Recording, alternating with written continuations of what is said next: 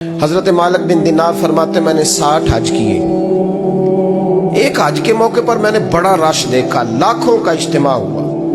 मेरी बातों की समझ तो आ रही है ना आप दोस्तों? जो नहीं बोल रहे उन्हें भी आ रही है ना? अल्लाह जज़ा दे। कहते लाखों का मजमा था तो मेरे दिल में ख्याल आया, मैंने कहा अल्लाह इतने लोग आए हैं, इनका हज कबूल भी हुआ है कि नहीं? फरमाते मैं सोच रहा था तो रात को ना ख्वाब में मैंने किसी कहने वाले को कहते हुए सुना कि सबका कबूल हो गया। बल्ख का रहने वाला मोहम्मद बिन हारून बल्खी है, उसका हज कबूल नहीं। फरमाते शहरों के अलग-अलग खैमे लगते थे। अब भी आप हज करने जाएं तो पाकिस्तानियों की रिहाइशें अलग होती हैं, इंडियन की अलग, बांग्लादेश के अलग, मिस्री, यमनी, सब लोग अलग-अलग रिहाइशें होती हैं, झंडे लगे होते हैं मुल्कों के। कहते मैंने सवेरे उठ के ढूंढना शुरू कर दिया, ढूंढता हूँ वो बंदा मिले। कहते जहाँ बल्ख शहर के लोग रहते थे वहां चला गया तो मैंने लोगों से पूछा तुम में मोहम्मद बिन हारून बल्खी कौन है? लोग कहने लगे वो तो बड़ा नेक आदमी है, परहेजगार है, बड़े भोले भाले, बड़े अल्लाह वाले, रियाज आपको बस हम ही जानते हैं, वो तो बड़ा नेक है, परहेजगार आदमी। तो मैंने कहा अच्छा कहाँ है? उन्होंने कहा पहाड़ के पीछे उसने खैमा लगाया हुआ है, सारी रात इबादत करता है, सारा दिन रोजा रखता है, कायमुल लैल है, साइमुद दहर है। क्या बात? फरमाते मैं उन लोगों की बात सुन के हैरान हो गया कि मुझे क्या बताया गया, ये क्या कह रहे हैं? फरमाते मैं पहाड़ के पीछे गया। हज़रत मालिक बिन दिनार अलैहि रहमा फरमाते हैं जब मैं वहां पहुंचा तो मैंने उस शख्स को मुसल्ले पे बैठे देखा। कसरत इबादत के आसार उसके वजूद पर नजर आ रहे, सीधा बाजू उसका कटा हुआ था। फरमाते 2 रकते मुकम्मल करके ना मैंने उससे अस्सलामु अलैकुम कहा तो मुझे कहने लगा वालेकुम सलाम, आप मालिक बिन दिनार हैं? मैंने कहा बड़ी इसकी फिरासत है।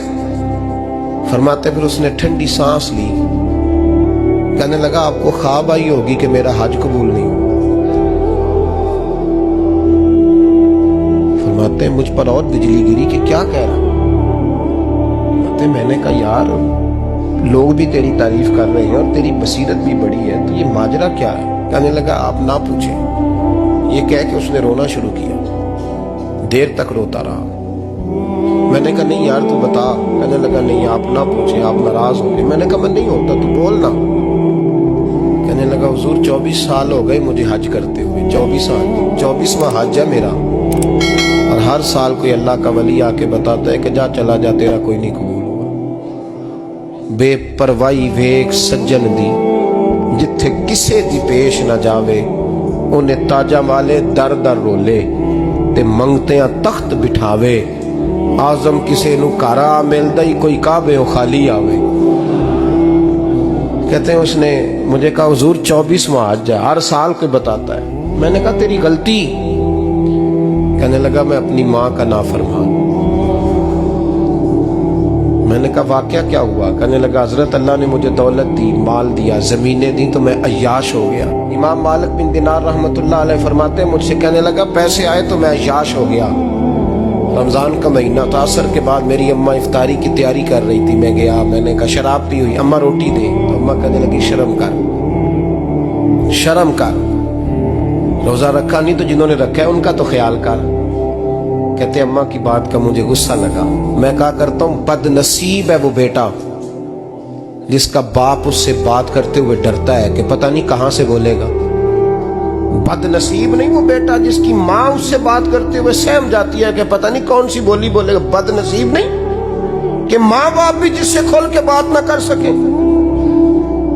हजरत मालिक बिन दिनार से कहने लगा अम्मा ने जब कहा ना शर्म कर तो मुझे गुस्सा आया, मैंने माँ को थप्पड़ मारा और मेरी माँ जलते हुए तंदूर में गिरी।